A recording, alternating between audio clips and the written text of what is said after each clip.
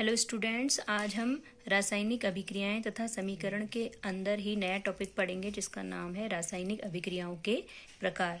ठीक है, तो ये पूछा जाता है कि रासायनिक अभिक्रियाएं कितने प्रकार की होती हैं।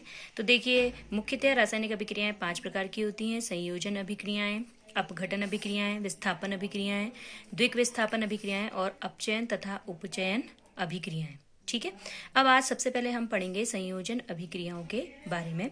जैसा पहला हमने लिख रखा है संयोजन अभिक्रियाएं। संयोजन का मतलब इंग्लिश में इसको बोलते हैं कॉम्बिनेशन रिएक्शन। संयोजन का मतलब होता है आपस में जुड़ना।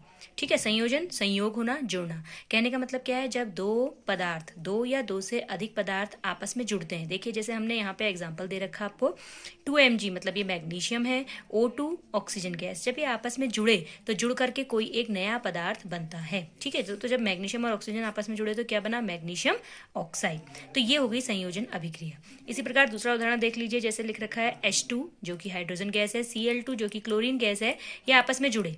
ठीक है, संयोजन मतलब होता है जुड़ना। जब दो या दो से अधिक पदार्थ आपस में जुड़ते हैं तो क्या बनता है, नया पदार्थ बनता है, और इसी को हम बोलते हैं संयोजन अभिक्रिया। जैसे यहाँ पे बन गया 2HCl।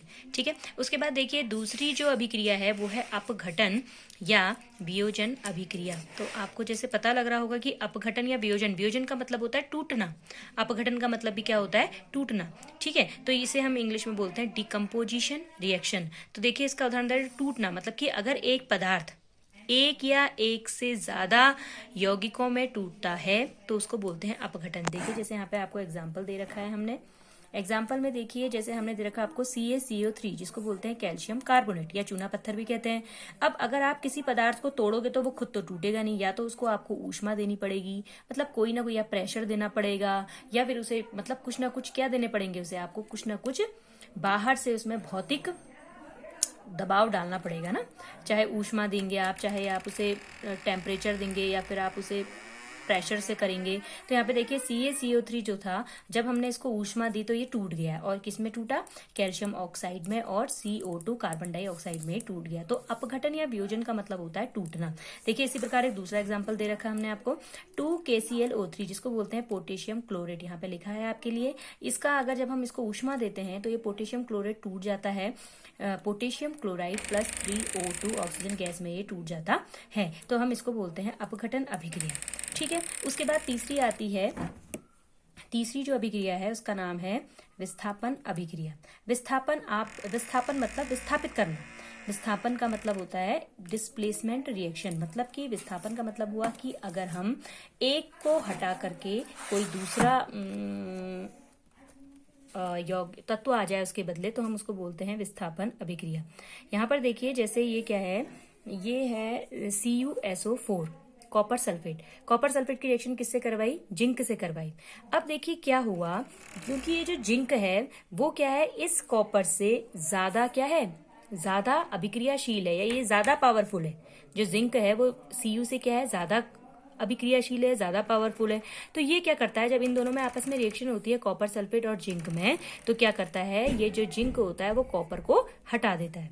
ठीक है, तो जब जिंक कॉपर को हटा देगा तो जिंक हट गया, और यहाँ पे क्या बन गया, ZnSO4 प्लस Cu। समझ में आ गया। विस्थापन का मतलब होता है कि एक को हटाना, एक तत्व को हटा करके दूसरे तत्व को उसके बदले आना, एक तत्व का हट जाना और उसके बदले क्या आना, दूसरे तत्व का आ जाना कहलाता है विस्थापन अभिक्रिया।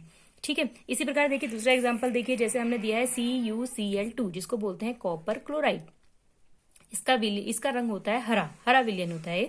तो जब इसकी रिएक्शन लेड से होती है, जिसको हम सल्फर बोलते हैं, जब इसकी रिएक्शन लेड से करवाई जाती है तो क्या होता है, ये जो लेड होता है वो PCU से ज्यादा पावरफुल है। तो ये क्या करता है, Cu को यहाँ से हटा देता है। तो जब Cu को यहाँ से हटा देता है तो क्या बन जाता है, PbCl2, और क्या बन गया, प्लस Cu। इसको कहते हैं हम विस्थापन अभिक्रिया। ठीक है, इसको हम क्या बोलते हैं, विस्थापन अभिक्रिया इसको हम बोलते हैं। विस्थापन, अब एक चीज आप याद रखिएगा, विस्थापन अभिक्रिया में हमेशा प्लस जो होगा वो माइनस से जुड़ेगा। देखिए यहाँ पे Cu जो है वो होता है प्लस और SO4 होता है माइनस। इसी प्रकार Zn होता है प्लस। तो ये क्या हुआ, जब Cu हटा तो Zn प्लस होता है, तो प्लस किसके संग जुड़ गया, माइनस के संग जुड़ गया, तो ZnSO4 बन गया। ठीक है, इसी प्रकार देखिए CuCl2 जिसका नाम है कॉपर क्लोराइड, इसका रंग होता है हरा। तो जब इसकी रिएक्शन लेड से करवाई जाती है तो लेड ज्यादा पावरफुल है Cu से, तो ये Cu को अपनी जगह से हटा देता है। ठीक है, और इसके बदले यहाँ पे Pb आया था तो बन जाता है PbCl2 प्लस Cu। ठीक है। अब उसके जो चौथी रिएक्शन है वो है द्विक विस्थापन अभिक्रिया।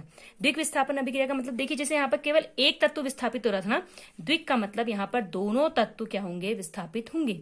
जैसे देखिए आप सीट बदलते हैं ना क्लास में अपनी, अगर हम एक स्टूडेंट को हटा करके उसके बदले दूसरे स्टूडेंट को बिठा दें, दूसरे स्टूडेंट को हटा करके उसके बदले पहले वाले के बदले बिठा दें, तो जैसे आप लोग एक दूसरे की सीट एक्सचेंज करते हैं, इसी प्रकार द्विक विस्थापन में भी वही चीज होती है। द्विक मतलब दो तत्व जहां पर एक दूसरे का स्थान लेंगे। जैसे देखिए यहाँ पे AgNO3 जिसको हम बोलते हैं सिल्वर नाइट्रेट, और NaCl जिसको हम बोलते हैं सोडियम क्लोराइड। जब इनमें आपस में रिएक्शन होती है तो क्या होता है, ये Ag यहां चले जाता है और Na जो होता है वो यहां आ जाता है। ठीक है।